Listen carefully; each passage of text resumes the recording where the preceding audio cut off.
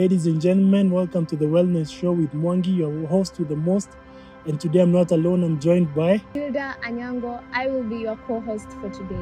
I would like us to discuss on the challenges, the difference in challenges between mental health situations among men and ladies, if I may say so.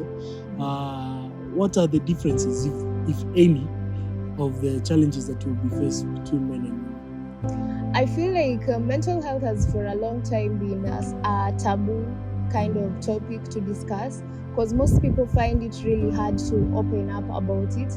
And one of the differences I'd say is women are more likely to actually open up to maybe other women or maybe their close friends and family than it is for men, because you find for women we are more expressive of our emotions, and that is something I know is very hard for men to do. You can find a lady crying when they are feeling maybe overwhelmed, but that is not something you can see in men. So maybe you can tell us why it is that men actually find it so hard to express their emotions. Yeah, for sure. I think the society has framed this the conversation of mental health as an issue that should show your weakness and will show that you're not stable and you're not composed as a man, and the man expects that you are firm in society and you can handle your problems. So speaking about your issues seems a bit, you portray to the society that you're not strong enough to deal with issues as a man. So this brings a lot of challenges. That's what I think amongst men, at least from my experience, Yeah. On the flip side, I also know it's a challenge for women to open up about their mental health or maybe the struggles and the challenges they face.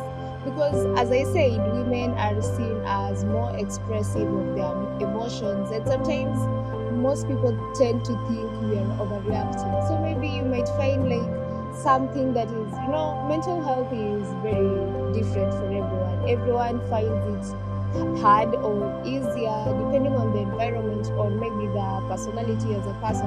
So you might find that something that might be easier for you to deal with might be actually hard for me to deal with. So when you find that maybe a lady opens up to you that about something they're struggling with, and then you start gaslighting them, that is not a big deal. That is not something you should be worried about. That is not something you should be crying about at 2 a.m. So I feel like it makes it really hard for us to actually open up, because you fear that you're going to either be judged or people are not going to take you seriously. They're going to see it as maybe you're just overreacting or something like that sort. For sure.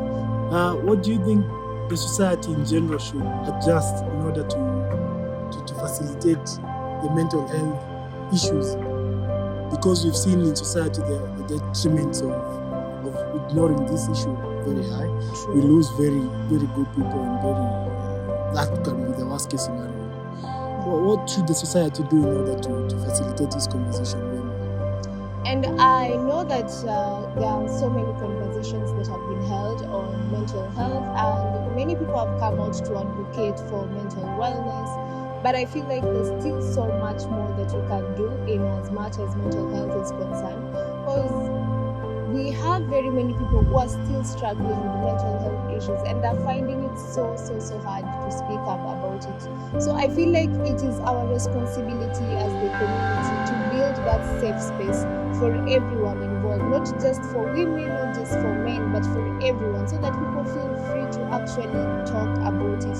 Because it's really sad to see someone has lost their life when there was something you can do. You find that no one knew they were struggling with that. No one knew about it. And you find that they don't want to seek that necessary help that would have helped them, rather than them just keeping quiet to their problems up to a point where they end up taking their own lives. So I feel like it is our responsibility to champion these conversations revolving around mental health. We need to do more, because honestly, this is something that has been there for so long. Sure. Engage us on the show, and let's have more conversations. And I'm glad with the conversation that we've had today.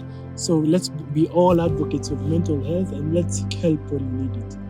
Thank you. Cheers. See you next time. Thank you very much for joining us today. Until next time.